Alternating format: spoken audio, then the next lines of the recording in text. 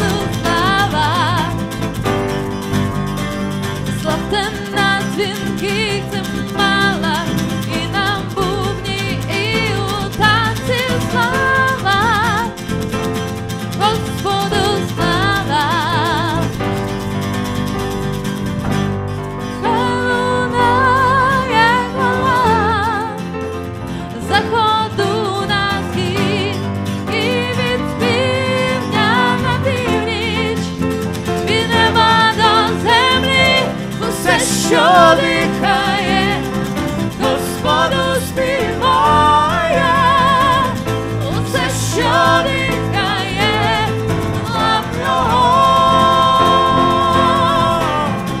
усе, що дихає, Господу співає, усе, що дихає, славь Його, усе, що дихає,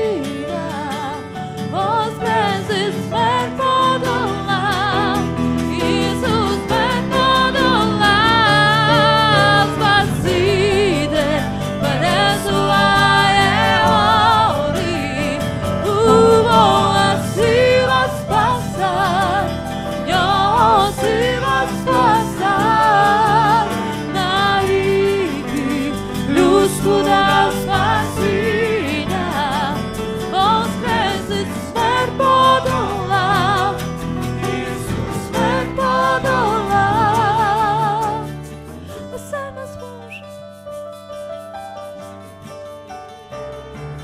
Ми співаємо тобі славу, наш воскреслий цар. А все не зможе, нехай побачить світ. Ми співаємо тобі славу, наш воскреслий цар. А все не зможе, а все не зможе, нехай побачить світ. Ми співаємо тобі славу, наш воскреслий цар. Оце не зможе, нехай побачить світ. Ми співаємо тобі славу, наш воскреслий цар.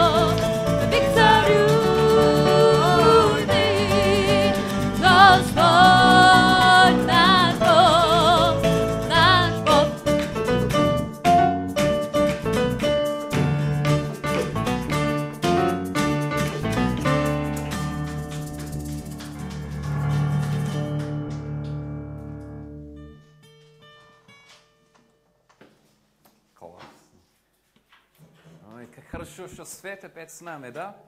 Да. Вот, когда без Света как-то по-другому получается, да? Это классно, вот. И спасибо, Даник. Да, вот. Welcome to the last refresh. Добро пожаловать на последний рефреш. And today I feel it's like sort of multinational refresh tonight. У меня такое ощущение, что сегодня такой международный рефреш. And it's like a sort of family reunion. Своего рода воссоединение семьи. So many people have come from so many different places to be here tonight. Столько людей пришли к нам.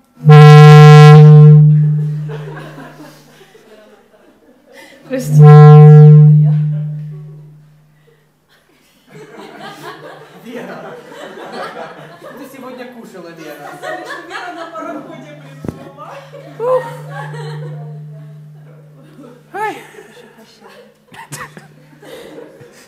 Ты уже переводила, да? Или нет? Я уже забыла. Ты уже забыла? Can you turn the screen? What? It's so good that we have a multinational... Oh, we did that bit. Да. And it's like a family reunion. Oh, было, да? And people have come from so far to be here tonight. Люди приехали издалека, чтобы быть сегодня здесь. And for example, we've got Phil. He's come from England. Например, у нас есть Фил из And Англии.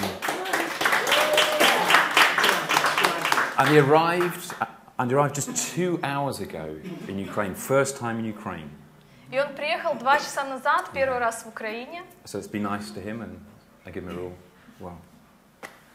This isn't a real picture of Ukraine. Поэтому очень рада, что ты здесь. Ну, Украина не Я совсем... так говорил, да? Ну, почти. Ты собирался. Okay, and we've got Joanna from England as well, or from Hungary?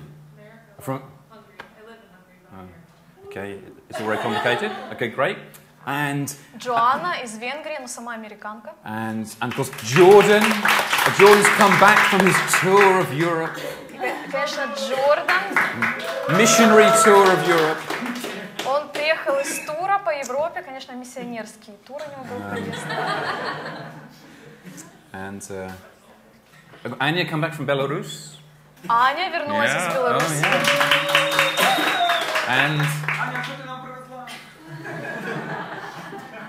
of course everyone else who've come from, I don't know, Yugo-Zapad. И тоже все из вас, которые приехали из разных частей города. It's very good to see you tonight. А нам что такое упаковка? Пивосёлок!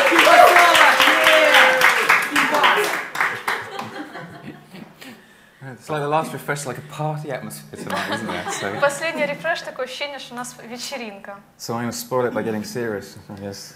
Наверное, придется испортить, потому что сейчас поговорим о серьезном. And no mercy tonight. I've got a lot to say, and I'm going to go deep. Никакой пощады сегодня, я буду говорить много, и мы будем рассматривать что-то очень глубокое. So, you know, tonight is the end of our series that we're doing at the moment.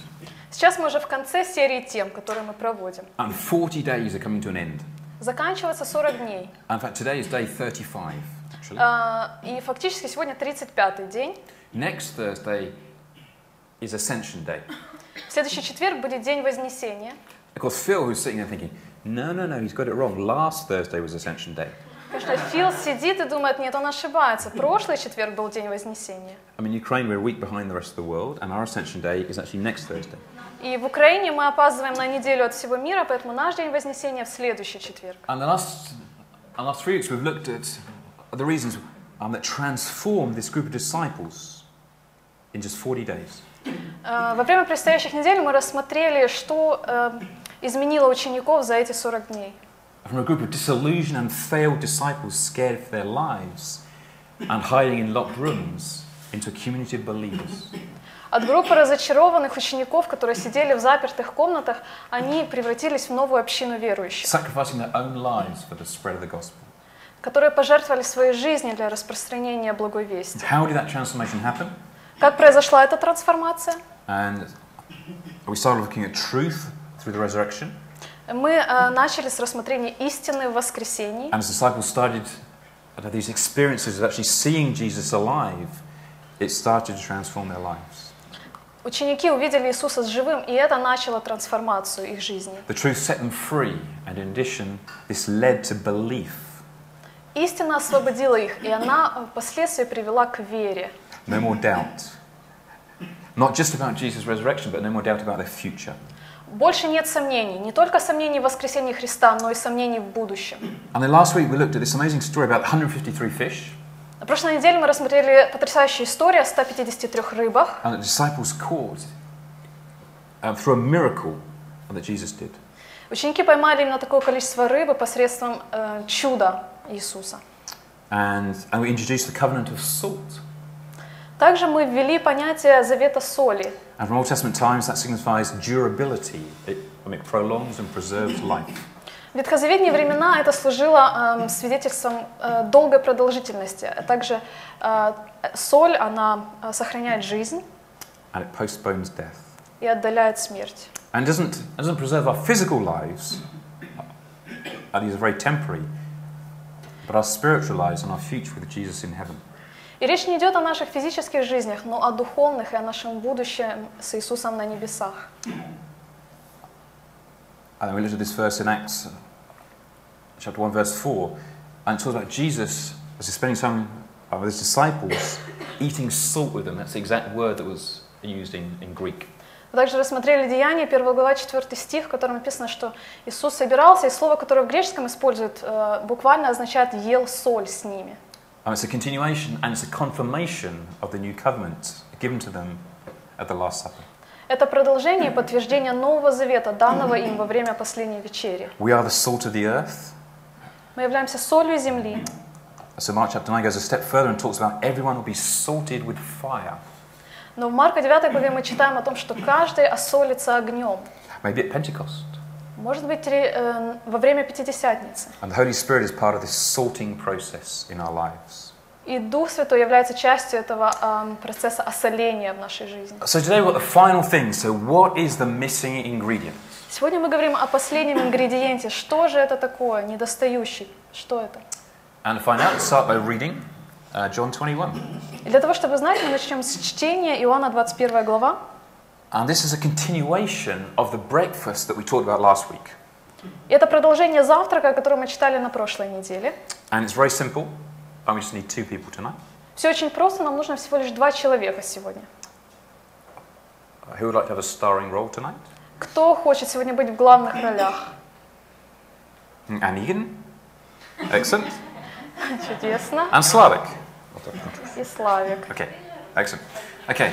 So, and you can choose who's going to be Jesus? Вы можете выбрать, кто будет Иисусом? Slavik будет Иисусом. Хорошо. Положи одет не по-иисусски. А мне кто ты будешь? Рыба. Нет, это был прошлый неделе. Саймон Питер. Симон Петр. Okay. So the stage is here. Okay. Сцена тут. Okay, so you're sitting and you've just been fishing. Вы сидите, вот только что вот ты с рыбалки. And you just caught 153 fish in a net. Вы только что поймали 153 рыбы с сетью. And you're sitting on the beach. Вот вы сидите на пляже. And you've eaten the breakfast that Jesus has made for you.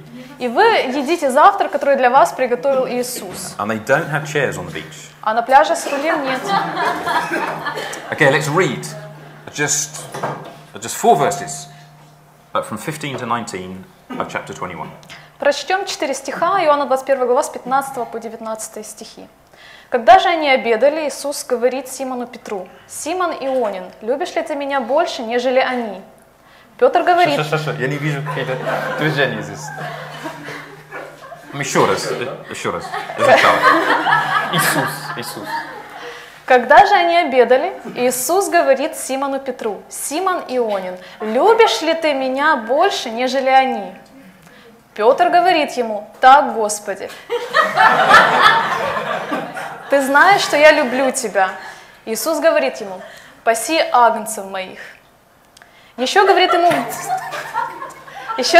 в другой раз: «Симон Ионин, любишь ли ты меня?» Петр говорит ему: «Так, Господи, ты знаешь, что я люблю тебя». Иисус говорит ему: «Паси овец моих». Говорит ему в 3-й раз: «Симон Ионин, любишь ли ты меня?» Петр опечалился, что в 3-й раз спросил его: «Любишь ли меня?»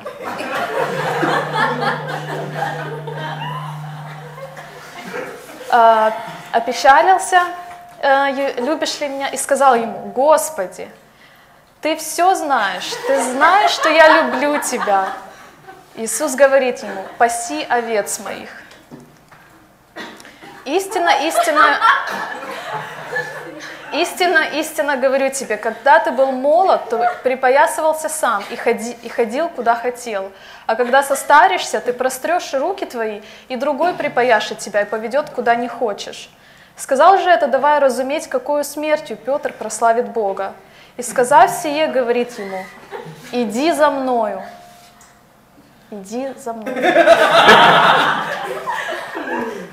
Хорошо, спасибо.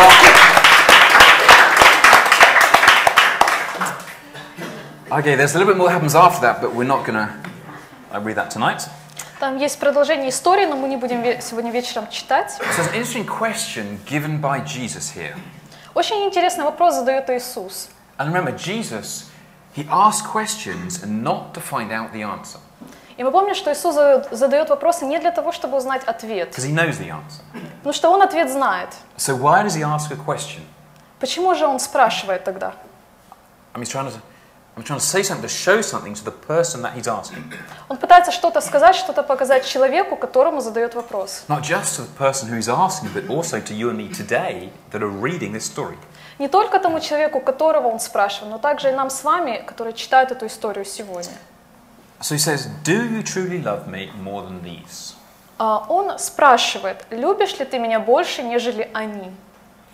Now what interests me most is this question. Что для меня больше всего интересно, это вот этот вопрос. What is he actually talking about, Jesus? О чем здесь конкретно говорит Иисус? If you remember, they're sitting on the beach, and there are some of the other disciples, not all the disciples, others sitting there with them. Помните, что они находятся на берегу, не только Петр, другие ученики и Иисус. And there's a fire, and there are 153 fish, and a net and a boat. Есть огонь, 153 рыбы, лодка и сеть. So what exactly is Jesus trying to compare Simon Peter's love with? С чем же пытается Иисус сравнить любовь Симона Петра? Because it doesn't actually say what. Потому что конкретно не написано с чем. And the English version is even more vague than the Russian version. В английском переводе Библии даже более непонятно, чем в русском. Because Russia says these, and for you it says them. Потому что, видите, в английском языке можно сказать как больше, нежели они или их, а в нашем только вот они. So straight away we think, okay, well he must be talking about the other disciples. И сразу мы думаем, ну, наверное, речь идет об учениках. So Simon Peter, do you love me more than the other disciples love me? Симон Петр, любишь ли ты меня больше, чем меня любят другие ученики? Or is he saying, Simon Peter, do you love me more than you love the other disciples? Или он спрашивает: Симон Петр, любишь ли ты меня больше, чем ты любишь других учеников? Or is he saying, do you truly love me more than these 153 fish? Или он спрашивает: любишь ли ты меня больше, чем эти 153 рыбы? Because 153 fish for a fisherman is like, it's like heaven, it's like I just won the lottery. Потому что 153 рыбы для рыбака – это суперприз, как будто бы победил в лотерее. And it's not actually clear what Jesus is trying to compare Simon Peter's love with here. И не совсем понятно, с чем Иисус пытается сравнить любовь Симона Петра. And anyway, how do we quantify love? Следующий вопрос – это как мы можем измерить любовь? Think about your friends and your family. Подумайте о ваших друзьях и семье. Is there one person that you love more than anyone else? Есть ли один человек, которого вы любите больше, чем других? And how do you measure that? How do you know that? Как это можно измерить? Откуда вы это знаете? Is it just a greater warm feeling that you can't really describe? Может, это какое-то более теплое чувство, которое словами не описать? Why can't we assign a unit of measure to love in the same way that we've assigned centimeters to length and kilograms to weight? Почему мы не можем определить единицу измерения для любви, как мы можем сделать для веса это килограмм или для длины это сантиметр? How can we say if we love this person more than we love this person? Как мы можем сказать, определить, что мы любим этого человека больше, чем другого? And if Jesus was talking about the other disciples, how can Peter assume the right to answer for the other disciples? И И если здесь Иисус имел в виду других учеников, как Петр мог взять на себя право говорить за других учеников? Simon Peter, do you love me more than they love me? Симон Петр, любишь ли ты меня больше, чем вот они любят меня? Victor, do you love me more than Pasha loves me? Виктор, ты любишь меня больше, чем Паша любит меня?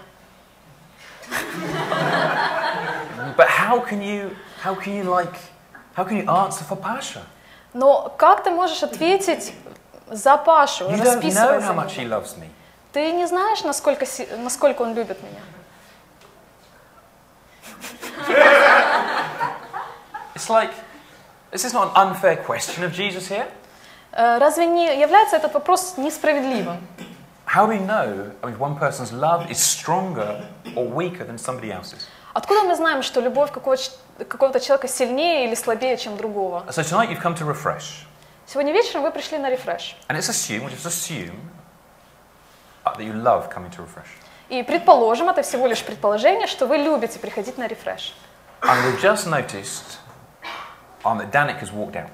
И вы только что заметили, что Даник вышел. And the first thing we assume is that he does not love refresh. И первое, что мы предполагаем, это то, что он не любит рефреш. I mean, it's a common theme, have you noticed? Это общая тема, вы заметили? Every time I start talking, he walks out. Каждый раз, когда я начинаю говорить, он выходит. Does that mean he doesn't love refresh? Значит ли это, что он не любит рефреш? We can assume, in theory, everyone, you're still sitting here and you're smiling, so you love it. Только предположим, вы все сидите здесь, вы улыбаетесь, значит, вам нравится, вы любите. Danik has рефреш. left, therefore he doesn't love it. Даник вышел, поэтому ему не нравится здесь, он не любит рефреш. And there's one person, I don't know who, that's not here tonight. Или сегодня здесь нет одного человека, не знаю кого. And then we think, like Anton. Anton, he's not here tonight. Антона сегодня нет здесь. Why isn't he? That's another question. You know. Почему его нет, это другой вопрос, конечно. I mean, in theory, we assume he does not love refresh because he's not here. По теории мы предполагаем, что он не любит рефреш, потому что его нет здесь.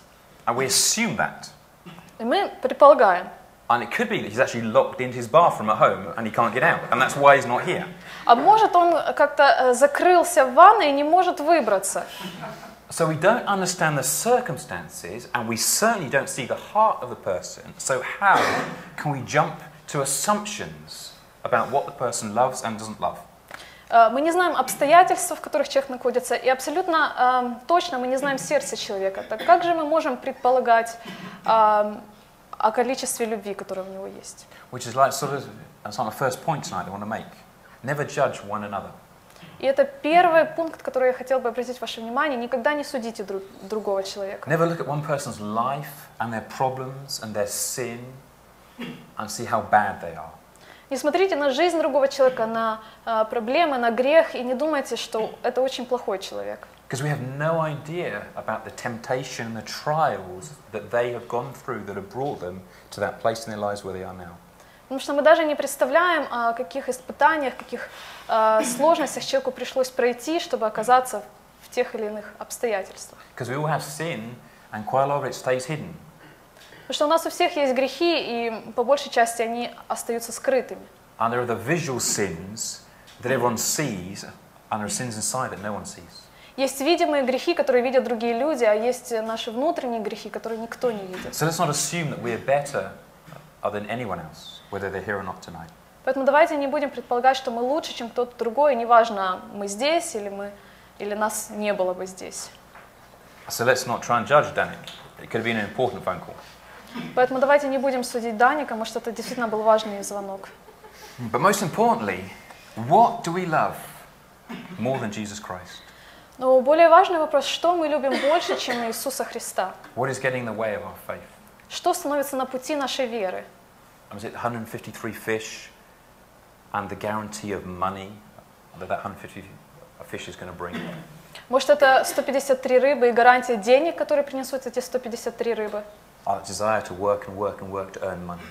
Наше желание работать, работать, работать, чтобы заработать как можно больше. Peter's very clever in his answer to Jesus. Петр очень умно отвечает Иисусу. And he replies, "You know that I love you." И он отвечает, ты знаешь, что я люблю тебя. Jesus, you know everything. You're the risen Lord Jesus Christ. Why are you asking a question? You know the answer. Иисус, ты знаешь ответ, ты воскресший Господь, ты все знаешь. And he still doesn't get why Jesus is asking you.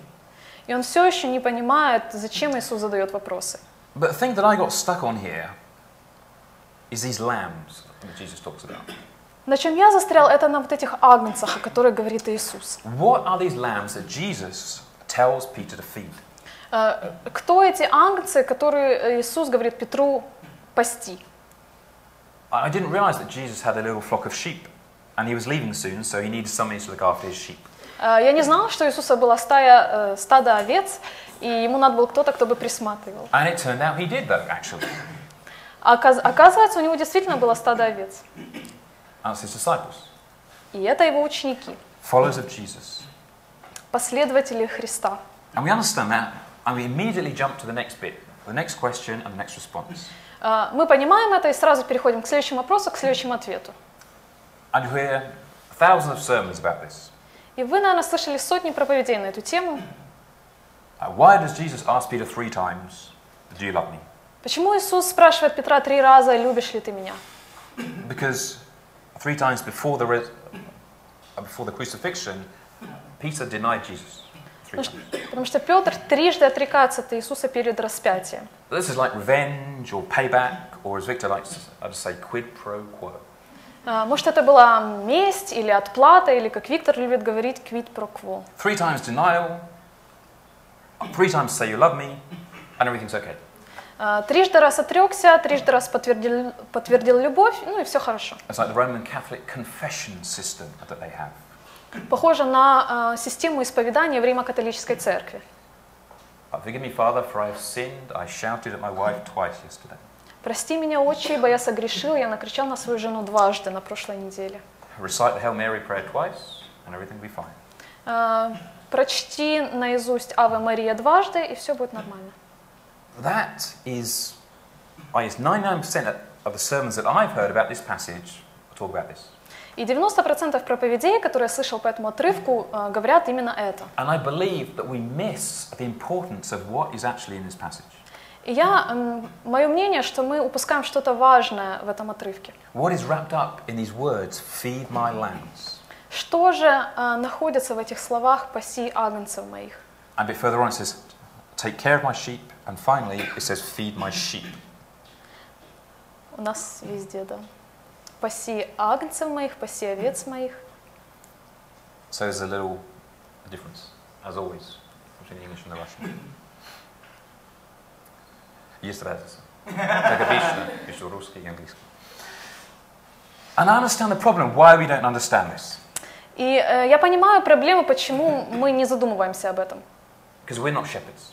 Потому что мы сами пастухами не являемся. And we don't have real sheep.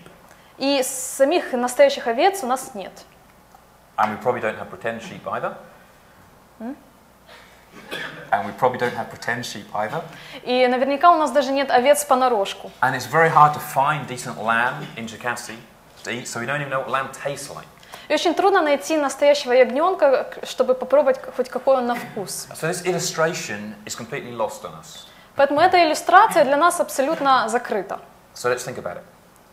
Подумаем немножко. Have you ever seen how they feed sheep?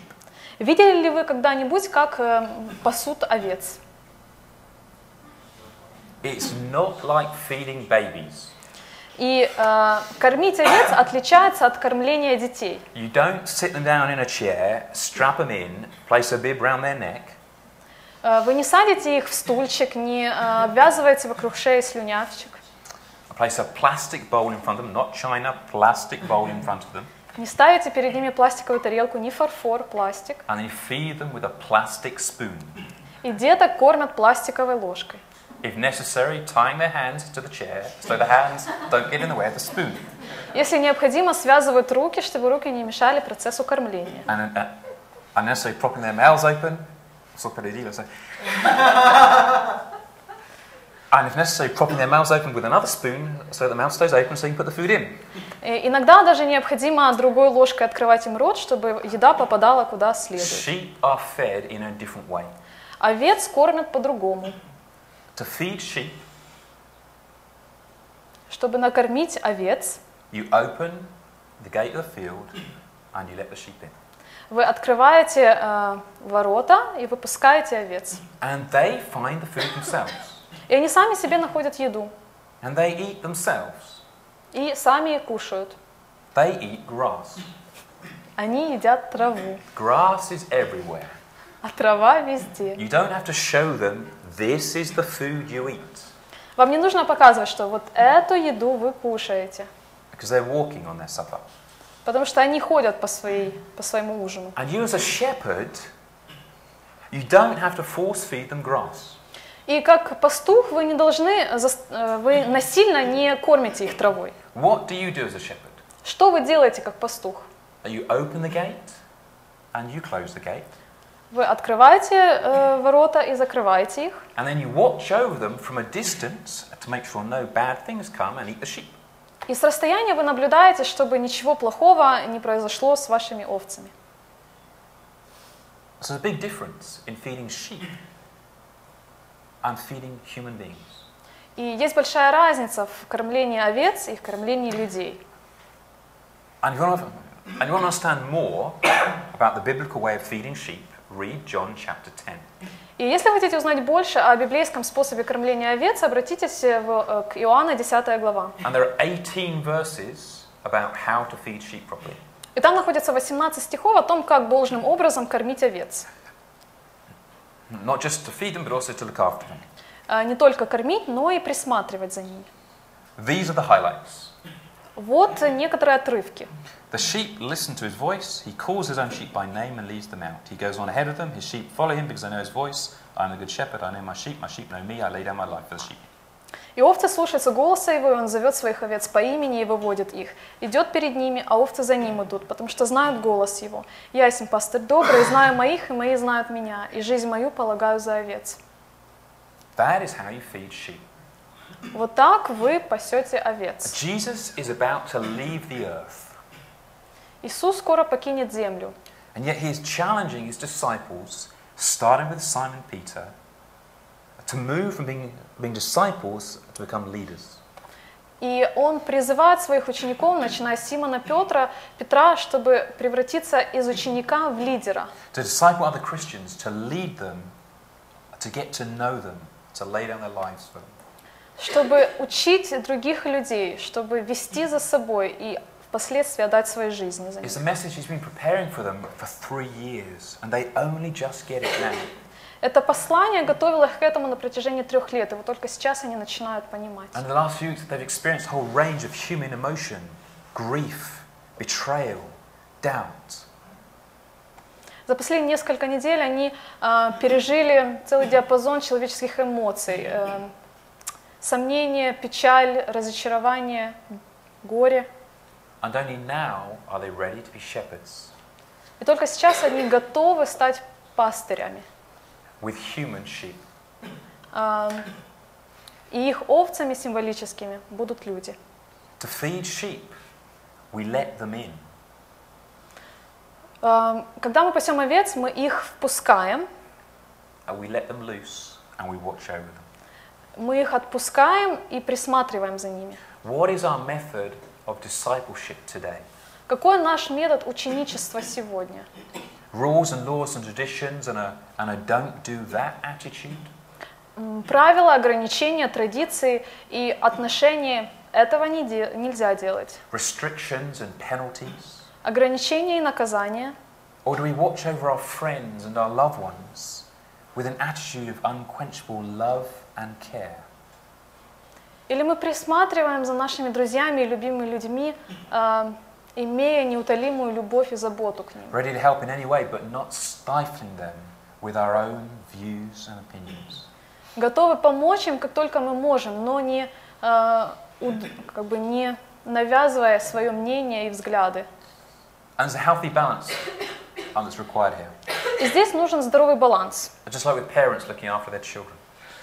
Похожая ситуация на родителей в воспитании детей. And it's a balance between punishment and grace, between freedom and restriction.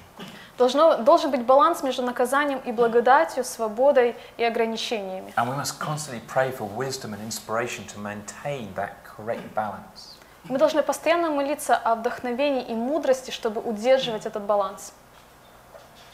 I never planned to go that way when I started preparing this. Когда я начал готовиться, я не думал, что приду к этому. But that is where I went. Но именно такой вывод я сделал. And I think it's very important for us to understand how we should disciple other people. Я думаю, что для нас очень важно понимать, как мы можем, нам следует учить других людей. We're going to skip the rest, А остальное пропустим. and we're going to save a few very interesting points, probably for next year when we're going to do the same passages again, probably. Оставим некоторые интересные моменты на следующий раз, когда будем проходить подобную серию тем. Because I want to conclude this mini-series with the actual events of Jesus going into heaven. Хочу завершить нашу мини-серию тем самим событием, когда Иисус вознесся на небо. And there are several different versions of how it happens in the Bible. И есть несколько версий, указанных в Библии, как это произошло. So let's have a look at them very briefly. Давайте вкратце рассмотрим. Matthew 28, verses 16 to 20 says this. Матфея, 28 глава, с 16 по 20 стихи. Then the 11 disciples went to Galilee, to the mountain where Jesus told them to go. When they saw him, they worshipped him, but some doubted. Then Jesus came to them and said, "All authority in heaven and on earth has been given to me. Therefore go and make disciples of all nations, baptizing in the name of the Father, the Son, and the Holy Spirit, teaching them to obey everything I've commanded you. And surely I'm with you always to the very end of the age." 11 же учеников пошли в Галилею на гору, куда повелел им Иисус, и, увидев его, поклонились ему, а иные усомнились. И, приблизившись, Иисус сказал им: «Дана мне всякая власть на небе и на земле. Итак, идите, научите все народы, крестя их во имя Отца и Сына и Святого Духа, уча их соблюдать все, что я повелел вам, и сея с вами во все дни до скончания века». All authority on heaven and earth has been given to me. «Дана мне всякая власть на небе и на земле». And this is a huge contrast to the authorities on earth that have just crucified Jesus. И в этом большая разница между разница властей земли, которые недавно распяли Иисуса. Using their earthly authority that is actually a temporary and a worthless thing. Земная власть – это временное и бесполезное явление. One day the injustices of the authorities of this country will be made right again. Однажды вся несправедливость, допущенная властью в нашей стране, они понесут ответственность за нее. Be patient. Будьте терпеливы. Imagine the last words you could say to your friends and family before you left them. Представьте последние слова, которые вы могли бы сказать своим родным и близким перед тем, как покинуть их. You would choose those words carefully, wanting them to be meaningful and important.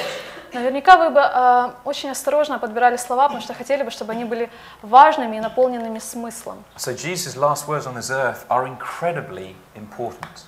Последние слова Иисуса на этой земле невероятно важны. Especially for me, for us, as Matthew 28:19 forms the center to so much of what we do here. Особенно для меня, для всех нас, Матфея, 28 глава, 19 стих является центром всего того, что мы делаем здесь. And I'm here today because at the age of 14, I attended an event in England called 2819. И я здесь сегодня, потому что в возрасте 14 лет я участвовал в мероприятии в Англии, которое называлось 2819. And that challenged me about faith and about mission. And I hope it challenges you too. Тогда я задумался о своей вере и о миссии, и я надеюсь, вы задумываетесь так же. Mark 16 gives a slightly different way of how it happened. В Марка 16 главе немножко другая версия того, как это произошло. After the Lord Jesus had spoken to them, he was taken up in heaven and he sat at the right hand of God, and then the disciples went out and preached everywhere, and the Lord worked with them and confirmed his word by the signs that accompanied it. Итак, Господь после беседования с ними вознесся на небо и воссел одесную Бога, а они пошли и проповедовали везде при Господнем содействии, подкреплении слова последующими знамениями. Jesus was taken up into heaven Иисус вознесся на небо and sat at the right hand of God. и воссел по правую руку Бога. I'm in verse 9 of Acts. it says, after he said this, he was taken up before their very eyes, and a cloud hid them from their sight. В 9 стихе 1 главы Деяния, сказав сие, он поднялся в глазах их, и облако взяло его из вида их. I see the common misconception that we have is that Jesus went away on Ascension Day. Частое неправильное понимание, которое возникает у нас, это то, что Иисус ушел в день Вознесения. A cloud takes him up to heaven.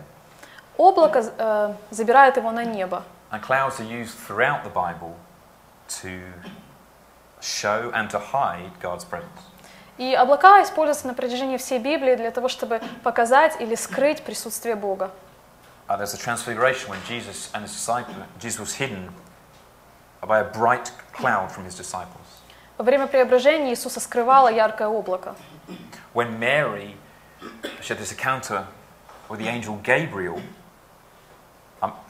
announces her the overshadowing with the power of the Most High in the book of Luke. При встрече Марии с ангелом Гавриилом написано, что ее осенила власть Бога. It's like as a shadow of the power of God over her. Как бы тень власти Господа накрыла ее. Like in the Old Testament, in the Holy of Holies, in the tabernacle, it was God's presence was signified by a cloud in there. В Ветхом Завете, в Скинии, во Святое Святых, облако значило присутствие Бога. So this represents Jesus' departure not as a journey to the stars, but as his entry into the mystery of God. Это символизирует то, что Иисус вознесся не путешествие к звездам, а Он осуществил вход в тайну Бога. So what is the right hand of God where Jesus sits now? Что же такое по правую руку Бога, где сейчас сидит Иисус? You know, when you have children, they don't sit on your hands. Когда у вас есть дети, вы понимаете, что на ваших руках они не сидят. They sit on your legs. Сидят на ногах, But it doesn't на say, коленках. and he's sitting on the right leg of God. И не написано, что Иисус сидит на коленках у Бога.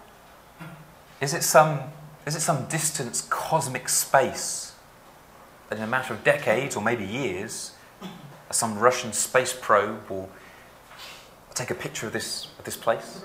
Может быть, это какое-то далекое космическое место, и вот, может, через пару десятилетий русские космонавты сделают фотографии. And suddenly send back the first pictures of God's right hand. И мы получим первые фотографии одесной правой руки Бога. And you can imagine God sitting on a big golden throne. И представьте, вот Бог восседает на большом золотом троне. Jesus sitting next to him, and they're just sort of waiting for us to find where they're hiding. И Иисус сидит рядом, и они вот ждут, пока мы найдем, где они спрятались от нас. God is not in space alongside other spaces. Бог не находится в пространстве рядом с другими пространствами. God is God, and he's not part of our space. Бог является Богом, и Он не является частью нашего пространства. So surely sitting at God's right hand means participating in God's divine overview of us. И наверняка сидеть одесную по правую руку Бога – это участвовать в божественном обзоре Божьем нас. Not a physical space, but a heavenly space. И речь идет не о физическом пространстве, но о небесном пространстве. And we will be there. И мы там будем. And that's good news. И это хорошие новости. But why is Jesus going up to heaven, not him going away? Почему же то, что Иисус ушел на небеса, не значит, что Он ушел? And Jesus gives the clues himself back in John chapter 14. Иисус дает сам ответ в Иоанна 14 главе. I am going away, and I am coming back to you. «Иду от вас и приду к вам». Now, if you understand the English tenses of this, I am going away is what tense? Present continuous. Okay, present continuous, and I am coming back to you is what? It's present continuous with future meaning. Okay. So you see, it's like, it's all one thing happening here. Если понимаем грамматическую структуру английского языка, то складывается ощущение, что это все одно действие, одновременно. by going, he's coming. Уходя, он приходит. In a way we can't really understand. Таким образом, как мы понять не можем. When Danik leaves the room, he leaves. Когда Даник выходит из комнаты, он выходит. But he always comes back. И он всегда возвращается. So you see, Jesus, it's like, he's not going away and that's it. Поэтому Иисус, он не уходит, и все, тут конец истории. I'm going away and I'm coming back to you. Я иду от вас и приду к вам. And for me, this is all one thing. И для меня это все как один одновременный процесс. And Jesus' actual physical coming back is a topic for a whole new series of Refresh, probably. И физическое возвращение Иисуса — это наверняка необходима новая тема, новая серия тем рефреша. So finally, we need to look at Luke and see how they describe it. И, наконец, прочитаем из Луки о том, как они об этом пишут. Chapter 24, verses 50 to 53. 24 глава, стихи 50 по 53. When he led them out to the vicinity of Bethany, he lifted up his hands and blessed them. While he was blessing them, he left them and was taken up into heaven. And then they worshipped him and returned to Jerusalem with great joy, and they stayed continually at the temple, praising God. «И вывел их вон из города до Вифании, и, подняв руки свои, благословил их. И когда благословлял их, стал отдаляться от них и возноситься на небо. Они поклонились ему и возвратились в Иерусалим с великой радостью, и пребывали всегда в храме, прославляя и благословляя Бога». And this introduces us to the final thing that the disciples had to unlock the transformation. И это приводит нас к последней вещи, которую имели ученики, которые должны были начать процесс трансформации. The final thing that I believe transformed them. Последний аспект, который, по моему мнению, привел к их трансформации. So remember, we've had the truth and resurrection, belief removing doubt, and the covenant of salt that prolongs life. Давайте вспомним, у нас есть истина воскресения, у нас есть вера, которая устраняет сомнения, и завет соли. And the final thing is joy. И последнее – это радость. The disciples returned to Jerusalem not with joy. Ученики возвратились в Иерусалим не с радостью. What did they return with? А с чем возвратились? Let's read it again. Еще раз прочитаем. What did they return with? С чем же они возвратились в Иерусалим? Great joy. С великой радостью. Not just joy, but great joy. Не просто радостью, а великой радостью. And that puzzles me. И это меня немножко озадачивает. Because their leader, Jesus Christ, they were so happy to see, has just gone. Их лидер, Иисус Христос, которого они были так рады видеть, ушел, покинул их. He's just come back, he's been resurrected, 40 days later, he leaves. Он только что вернулся к ним, он воскрес, и через 40 дней он их покидает. Wouldn't you expect a few tears? Вы бы не ожидали, что кто-то пустит пару слезинок? He's gone again. Опять ушел, Deserted us again. снова бросил нас. Better start locking the doors of our rooms again. He's gone. Будем снова запирать двери в комнату, его нет с нами. Send the women out again to go and look for him. Снова вышлем женщин, чтобы пошли да нашли его. Maybe disappointment that once again the Messiah had failed in this idea they had. He's going to split the Mount of Olives in two and come back and save them from the repression of the Roman authorities. Может быть, они могли разочароваться, что Мессия снова не разделил Елеонскую гору напополам и не свергнул римскую власть. And yet they had joy. Однако у них была великая радость. So why did they have joy? Почему же у них была радость? Why were they so happy? Почему они были так счастливы? Because they had clarity, they had a vision, and they had a future. У них была ясность, видение, у них было будущее. They had a plan and a mission to get out into the world and make disciples. У них был план и миссия идти в мир и делать учеников. To spread the good news with no more fear or doubt or concern about persecution. Распространять благую весть без страха, без сомнений, без опасений, гонений. It was now clear in their understanding that their time on the earth was just temporary. Теперь они четко понимали, что их время на земле временно. and a new life awaits them at the right hand of God with Jesus. И новая жизнь ждет их по правую руку вместе с Иисусом. And that joy and that future and that hope overcame those doubts and the fears and the concerns that they had. И эта надежда, будущее и видение превзошли тот страх и переживания, которые у них были. And they were ready to then sacrifice their lives. И они были готовы пожертвовать своими жизнями. And I'm sure they understood the consequences of their joy. Я думаю, что они наверняка понимали последствия своей радости. The authorities were going to kill them Власти их убили. in the same way that they killed Jesus. Таким самым образом, как они убили Иисуса. And that happened to the vast majority of the disciples. They were killed for their faith.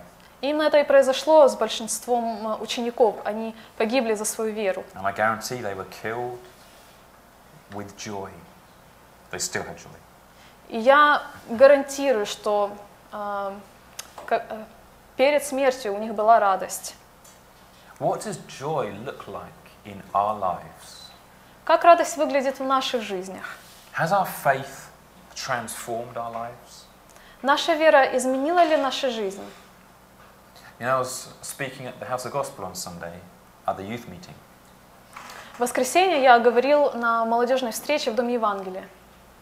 And one person says, only since they become a Christian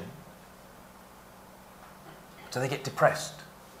И один человек сказал, что только с момента, когда этот человек стал христианином, он начал ощущать депрессию. It's a serious problem. И это серьезная проблема. Why is it that only after we accept Christ, everything gets difficult and we get depressed? Почему после принятия Христа все становится сложным, и мы переживаем депрессию? It is so true, but it's not right. Это правда, так бывает, но это неправильно. Why is depression such an issue for Christians who should be filled with joy? Почему депрессия такой острый вопрос для христиан, которые должны быть преисполнены радостью? Now let's not get confused between joy and happiness. И давайте не путать радость и счастье. And there's nothing worse than false happiness and false smiles. Нет ничего хуже, чем фальшивое счастье, фальшивые улыбки. You know, when you ask somebody, как дела? Когда спрашиваешь кого-то, how are you? And they say, Slava Bogu. And you think, well, was that Slava Bogu? Was that praise the Lord good or was that praise the Lord bad? И начинаешь думать, это слава Богу, что все хорошо, или слава Богу, так все плохо? It's like the standard proper reply to give is everything is great, praise the Lord. И такое ощущение, что правильный ответ это говорить слава Богу, все нормально, все хорошо. And you know they don't inside feel that. Но очевидно, что внутри человек этого не ощущает. But they don't want to share those problems, and you can't share them just like 10 seconds, you know, kind of how are you doing. И видно, что человек не хочет делить эти проблемы, которые внутри. И понятно, что за 10 секунд разговора и на вопрос, как дела, человек не раскроется. Joy is a specific state of happiness. Радость – это определенное состояние счастья. Joy is something that is stronger than grief and pain and doubt. Радость намного сильнее, чем печаль, боль и страдания, сомнения. Because even through our pain and through our grief, we have joy in our hearts. Даже во время страдания, во время боли у нас в сердце есть радость. And that does not mean that we have a smile on our face all the time. Но это не значит, что у нас все время улыбка на лице. And if you always have a smile on your face, something's not right. Если у вас всегда улыбка на лице, что-то не так. Because we live in a broken world. Потому что мы живем в испорченном мире. So this joy helped the disciples through the next few years of persecution, suffering and death. Эта радость помогает ученикам на протяжении последующих лет страданий, гонений. Combined with truth in resurrection, belief removing all doubt, the covenant of salt, joy was the fuel to get them through those challenges. Вместе с истинной воскресением, верой, которая устраняет сомнения, и заветом соли, радость является тем топливом, которое поддерживало их на протяжении предстоящих лет. And today, that is what it should do for each one of us. И сегодня это именно то, что должна делать радость в жизни каждого из нас. No matter how difficult our lives are today, Неважно, какими сложными наши жизни являются сегодня. no matter what problems we encounter or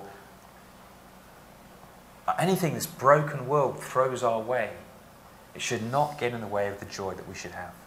Неважно, с какими проблемами мы сталкиваемся, неважно, что в нас бросает этот испорченный мир, это не должно забирать у нас радость.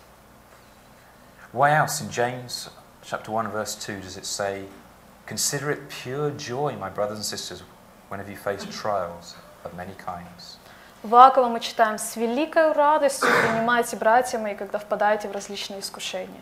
I believe that pure joy drives out depression. Я считаю, что великая радость изгоняет депрессию. And I believe that pure joy is not something you can get from a friend. Я считаю, что великую радость вы не можете получить от друга. Pure joy is only something that God can give. Такую чистую, великую радость может дать только Бог.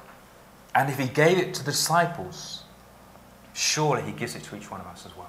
И если Он дал ее ученикам, наверняка Он дает каждому из нас ее. Do you have joy У in your вас life? есть радость в жизни? Hopefully that joy leads on to happiness. И будем надеяться, эта радость приведет к счастью. But that joy should be enough to help you through those times when everything deserts you and life is just tough. Но эта радость должна поддерживать вас, когда все вас покидают и в жизни все плохо. So to finish tonight, I want to share a prayer with you. И в завершение я хочу поделиться молитвой с вами. And it's a prayer that's actually written by a guy called Francis Drake. И эта молитва была написана человеком по имени Фрэнсис Дрейк. And he was a legendary 16th century captain. И он был легендарный капитан в 16 веке. And he traveled the world. И он пропутешествовал по миру. And I hope that this prayer is going to challenge each one of us И я надеюсь, что эта молитва бросит вызов каждому из нас. as a fitting conclusion to this season's refresh. Как завершальный вывод для этого сезона рефреша. Search for the truth. Ищите истины. Believe in God. Верьте в Бога. We are the salt of the earth. Мы соль земли. Be joyful. Будьте радостны. Be refreshed. Будьте обновлены.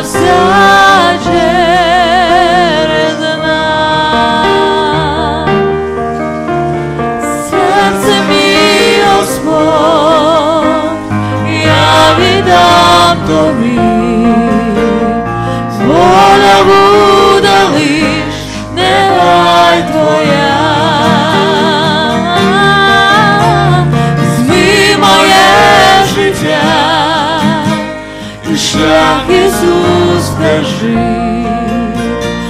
воля буде лиш, нехай Твоя. Прославлю я Тебе, любов Твоя наповнить світ. Відкрий обличчя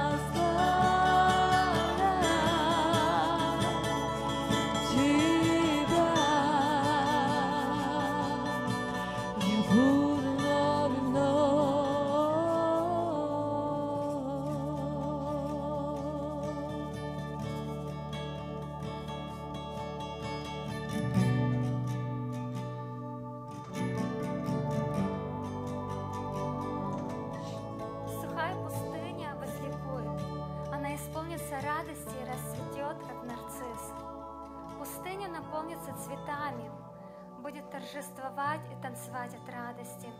Она станет прекрасна, как лес Ливана, холм Кармила и долина Сарон. Так будет, ибо все люди увидят славу Господню, Его величие. Укрепите ослабевшие руки, окрепни в коленях. Скажи растерявшимся: будьте сильны и не бойтесь. Ваш Бог придет и накажет ваших врагов. Он придет и даст вам вашу награду. Господь вас спасет. Тогда вернется слепым зрение, и откроются глаза их, и услышат глухие, ибо к ним возвратится слух. Как олени будут скакать хромые, и запоют счастливые песни немые. Так случится, когда ручьи потекут в пустыне по сухой земле. Сейчас люди видят миражи, но в то время настоящие озера будут повсюду. Вода будет бить из земли, и высокий тростник вырастет там, где жили дикие звери. В то время там проляжет дорога, которую назовет святой. Нечестивые люди и глупцам не будет пользоваться ею, ходить по той дороге. Одни только праведные люди будут ходить по ней. Дорога-то будет безопасна, не будет на ней ни львов, ни хищных зверей. Она будет для людей, которых спасет Бог. Бог даст своему народу свободу, и они возвратятся к Нему. Люди счастливыми будут возвратятся на Сион. Они счастливыми будут навеки, и счастье это будет короной на их головах. Они будут исполнены веселья и радости, и скорбь и печаль покинут их. Стоял ты при всем творении, вечно держал в руках, всю землю привел ты в движение.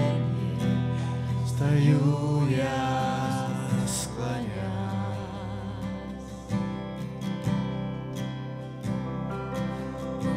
стоял пред моим падением, и крест ты пронес за меня, на плечи свои взял весь грех мой. Стою я, склонясь.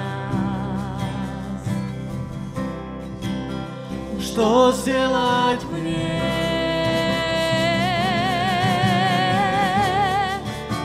И что мне сказать?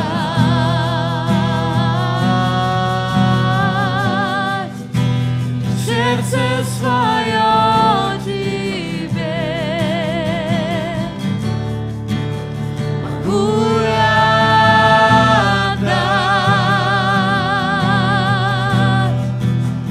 что сделать мне?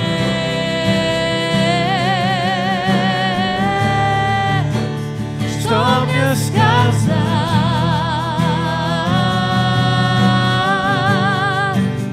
Сердце свое тебе могу я дать.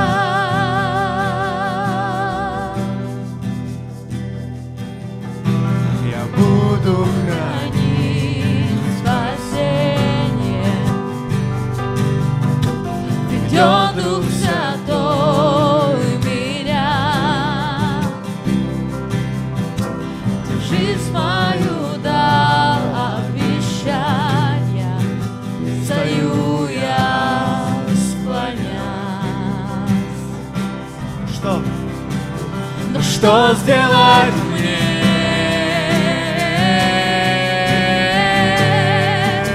Что мне сказать?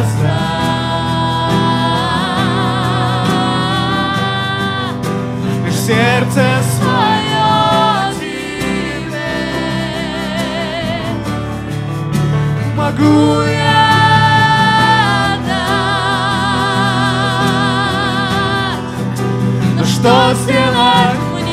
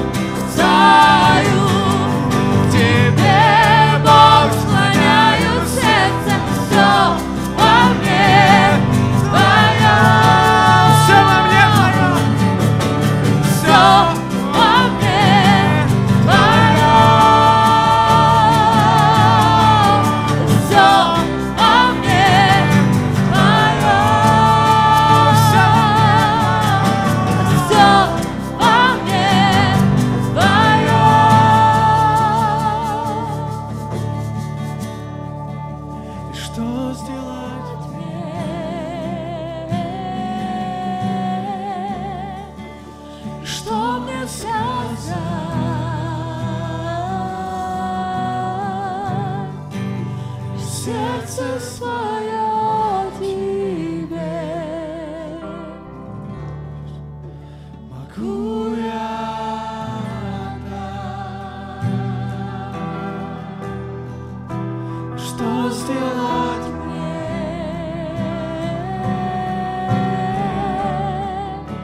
Что мне сказать?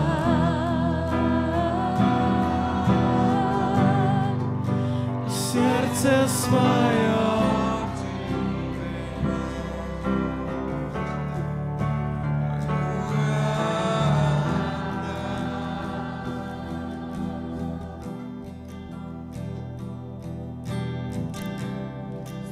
Господь сказал: «Утешьте мой народ, с Иерусалимом говорите по-доброму, возвестите, что кончилась его пора служения.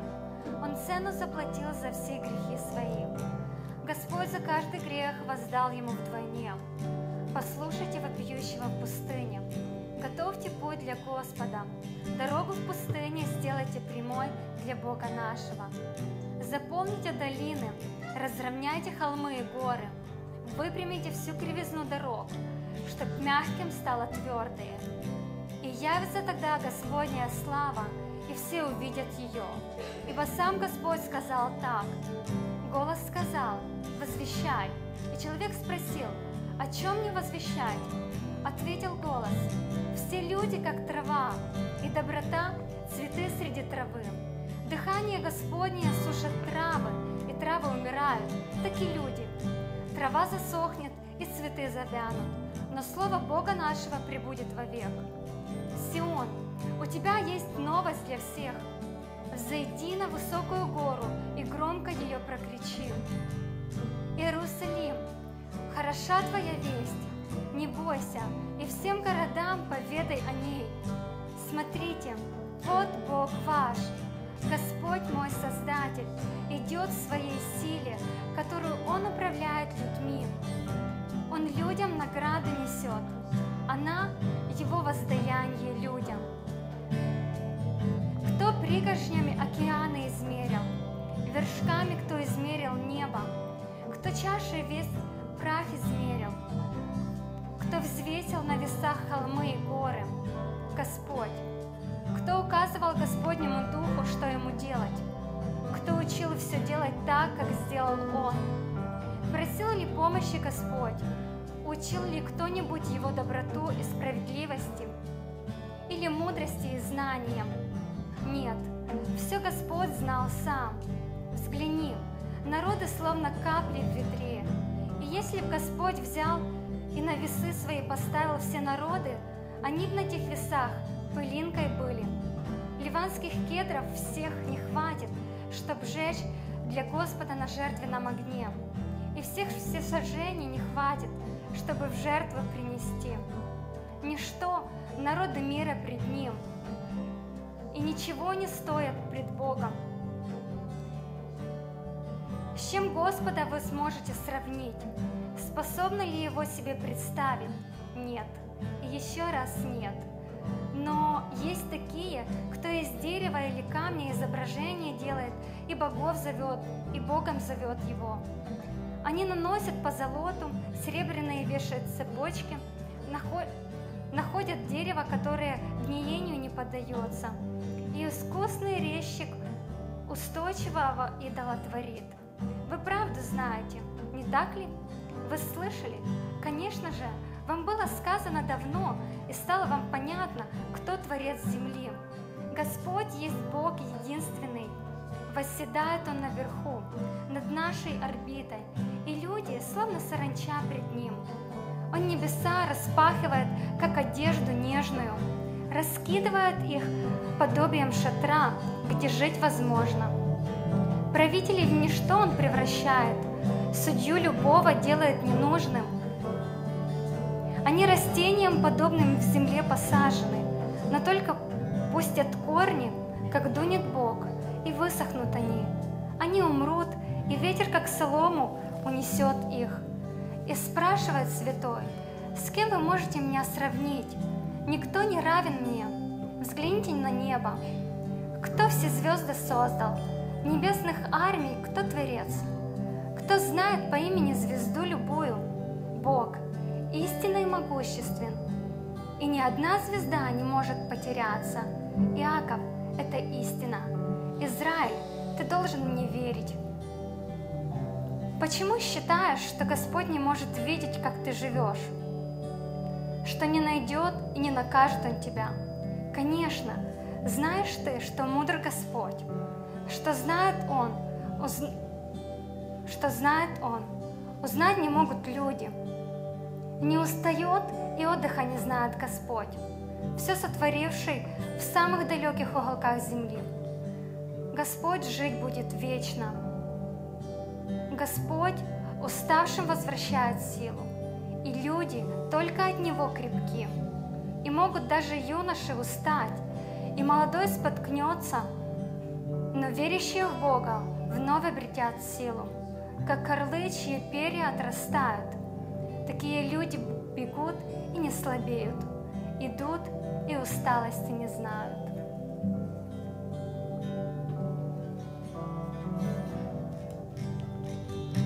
Стою, подняв взгляд и руки к небу, к тому, кто один надо мне все. Стою, к тебе, Бог, склоняю сердце, все во мне Твое. Стою, подняв взгляд и руки к небу, к тому, кто один нам мне все.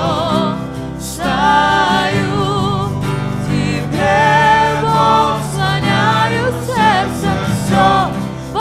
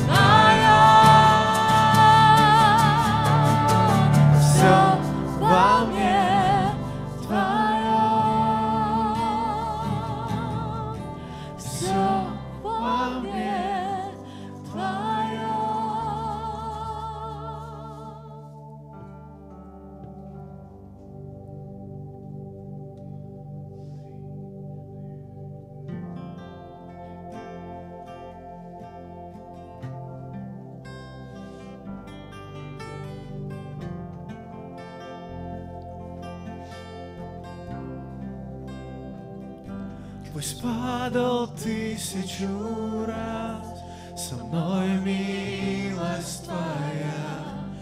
Если вновь я споткнусь, Ты удержишь меня. Будет вечно сиять во тьме Твой яркий свет. Бесконечно Твоя лишь слава выше всех.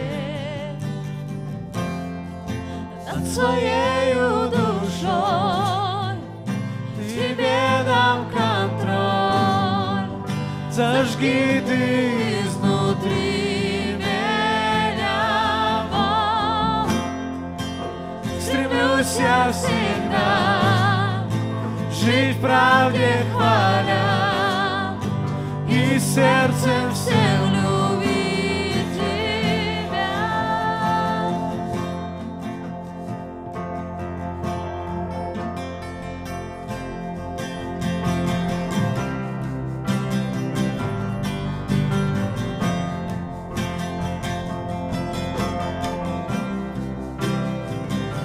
Превыше воля Твоя, я цели держу, в Тебе теряюсь всегда. Когда я хвалю, будет вечно сиять во тьме Твой яркий свет. Бесконечно Твоя лишь слава выше всех. Над своею душой Тебе дам контроль. Зажги Ты изнутри меня огонь. Стремлюсь я всегда жить в правде хваля и сердцем всем любить Тебя. Будет вечно сиять во тьме Твой яркий свет. Бесконечно Твоя лишь слава выше всех. Прославлять лишь Тебя, крик души моей изнутри. Так жаждет душа моя, будет вечно сиять во тьме Твой яркий свет. Бесконечно Твоя лишь слава выше всех. Прославлять лишь Тебя, крик души моей изнутри. Так жаждет душа моя.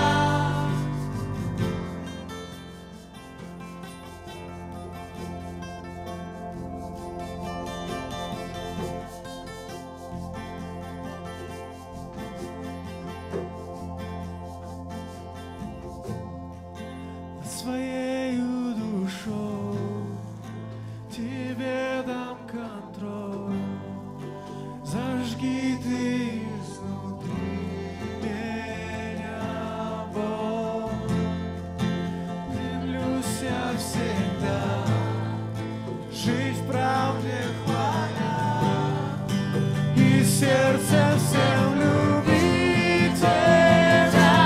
Будет вечно сиять во тьме Твой яркий свет. Бесконечно Твоя лишь слава выше всех. Прославлять лишь Тебя, крик души моей изнутри. Так жаждет душа моя изнутри. Тебя жаждет душа моя изнутри.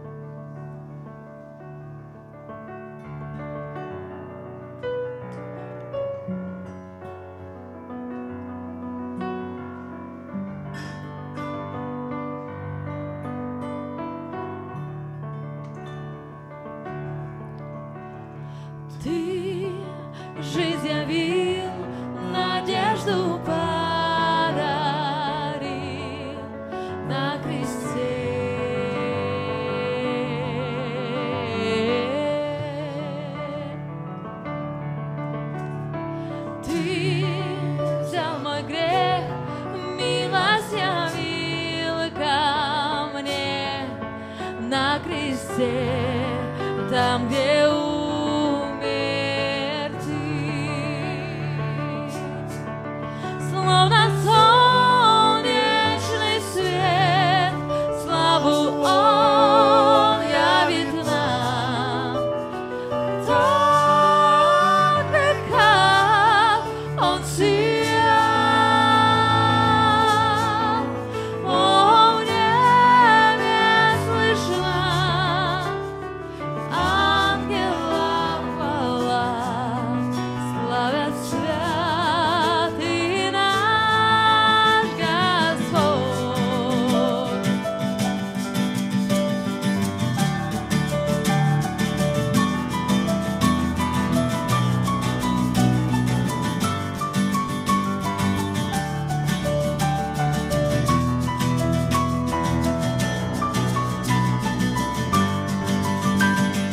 Ты жизнь явил, надежду подарил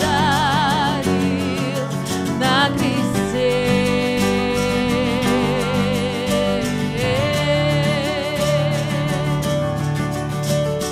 Ты взял мой грех, милость явил ко мне на кресте, там, где умер Ты. Словно солнечный свет, славу Он явит нам. Так века Он сиял, о, в небе слышна ангелам хвала, славят святый наш Господь. Словно солнечный свет, славу Он явит нам. Так века Он сиял, о, в небе слышна ангелам хвала, славят святый наш Господь.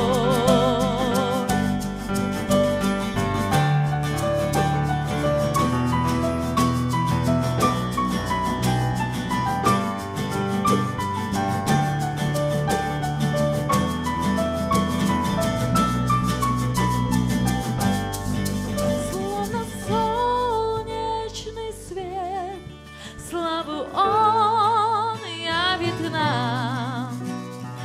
Так века Он сиял,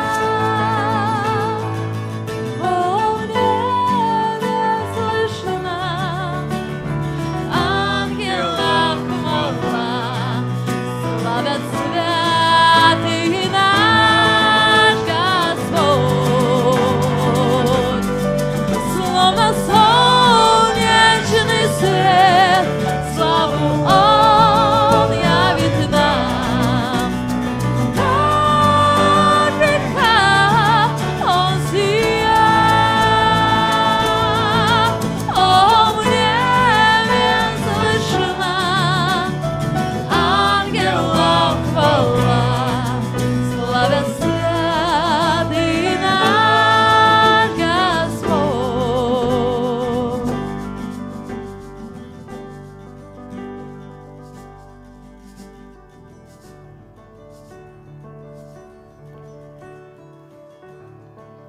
Бог великий, праведний, незмінний цар, великий в своїх справах та дивовижний в здійсненні їх. Бог, ми знову і знову приходимо до Тебе, бо шукаємо Твого обличчя. Бажаємо прославити Тебе і принести Тобі хвалу подяки. В Тобі благодать і в Тобі милість, в Тобі захист і в Тобі спокій.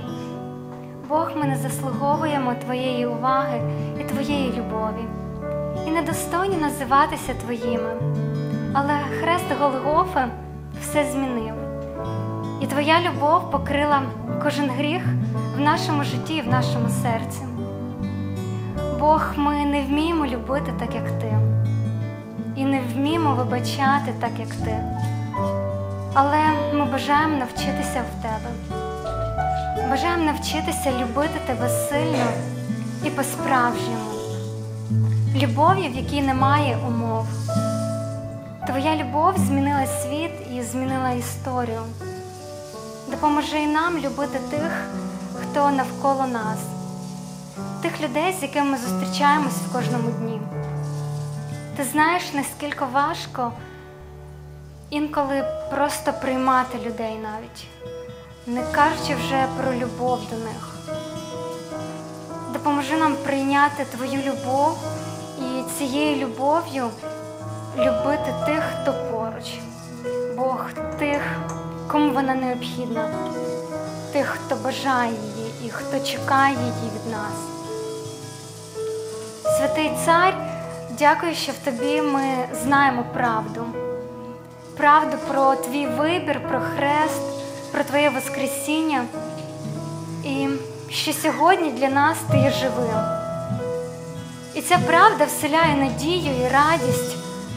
Ця правда наповнює кожен день значенням і сенсом.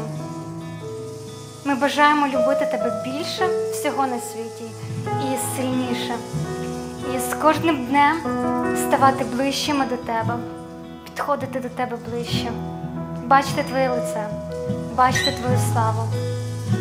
І нехай ця слава змінює нас.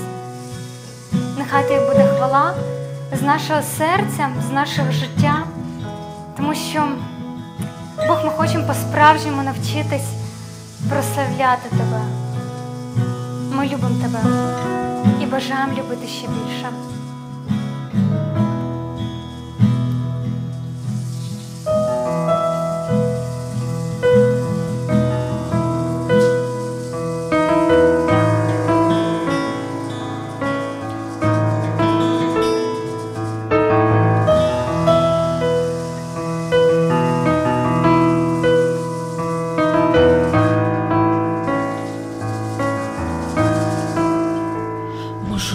Уявити те, що буде там, ти зустрінеш мене в небесах.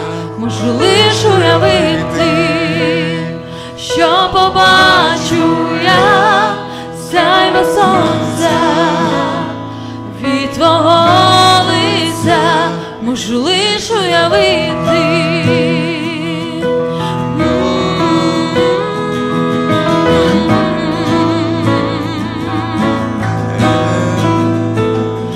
Опинюсь у твоїй славі, що відчую я тоді. Може буду танцювати, чи мовчатиму в тиші. Я стояти буду просто, чи до ніг твоїх паду. Заспіваю алілуя, чи якісь слова знайду. Можу лиш уявити. Можу лиш уявити, можу лиш уявити, коли день прийде, я побачу, Боже мій, тебе. Можу лиш уявити, що буду робити це навіки, Господа. Можу лиш уявити, можу лиш уявити. Закриваю свої очі, уявляю я той день, у захопленні шепочу, Боже, ти тебе несе, стояти просто буду. Присутності твої заспіваю алілуя, і вклоняюся тобі. Можу лиш уявити, можу лиш уявити. Опинюсь у твоїй славі,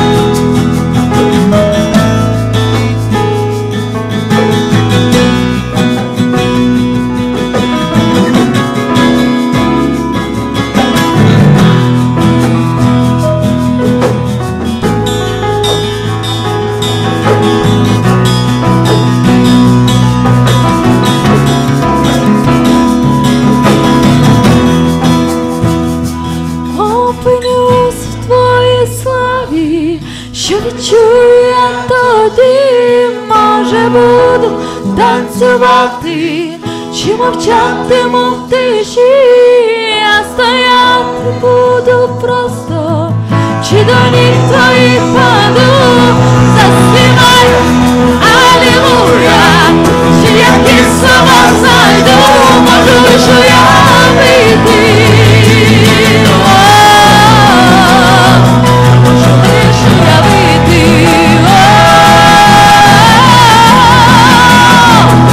Закривай свої очі, уявляй, як той день, захоплені шепочу, може ти на мене все, а стояти просто буду, у присутності твоїй, заспівай алілуя, і вкладаюся в тобі, можу лиш уявити. Можу лиш уявити.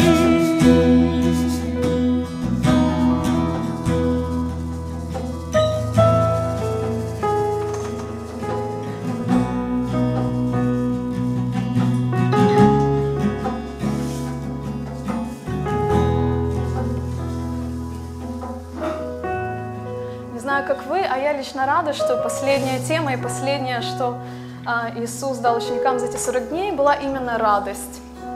Не знаю почему, но мне кажется, вот как-то радости в нашем мире и не хватает. И это особенная радость от того, была дана ученикам, и эта радость есть у нас от того, что у нас есть будущее. Жизнь на земле это не навсегда. Наша жизнь с Богом — это реальность, и очень приятно, как и в песне только что пели, встретиться с Ним лицом к лицу. И тоже в молитве Лена читала о том, что небеса — это что-то прекрасное, это то, что стоит ждать с нетерпением. И эта радость есть у нас, и эта надежда есть у нас. Вот. И хочу, чтобы эта радость, она точно есть у нас, Бог ее дал, хочу, чтобы каждый из нас ее испытывал. И хочу еще раз пройтись по тем 4 аспектам, о которых мы говорили, которые Иисус оставил ученикам. Это истина, это вера, это соль, завет соли, мы соль земли, и последнее — это радость. И в пасхальное время, за эти несколько недель мы говорили о несовершенстве учеников, о страхе, о том, что они боялись, о гонениях. И мы все это очень с легкостью применяем к себе, потому что мы боимся, мы переживаем, мы испытываем боль, мы испытываем страдания. То есть мы такие же люди, как и ученики. И я хочу, чтобы вы также применили к себе тот факт, что и большинство из учеников стали лидерами новой общины верующими, людьми, которые с Божьей помощью изменили мир. И я хочу, чтобы вы тоже отнесли это к себе. Вы тоже можете, как ученики. И плюс, может быть, не глобально, но жизнь одного человека — это целая вселенная. И если вы сможете, Бог сделает изменения в жизни одного человека через вас, это будет огромное, что-то огромное, потрясающее. Спасибо, что вы были с нами этот сезон рефреша. К сожалению, мы заканчиваем сегодня. Мы благодарны, что вы были частью этого. Будем надеяться, у вас будет хорошее лето, и вы сможете отдохнуть, расслабиться, послужить Богу. Сегодня вечером, если вы хотите молиться с нами, вы можете это сделать. У нас есть специальное место для того, чтобы никто не мешал. Если вы хотите молиться вместе с нами, обращайтесь к Вите или Каролине. Мы с удовольствием с вами помолимся. И тоже, надеюсь, этот вечер был духовным обновлением. И, как всегда, мы для вас подготовили полезный для здоровья сок Fresh. Поэтому мы приглашаем вас оставаться, общаться, знакомиться друг с другом. И я надеюсь, наша встреча сегодня не последняя, поэтому до новых встреч!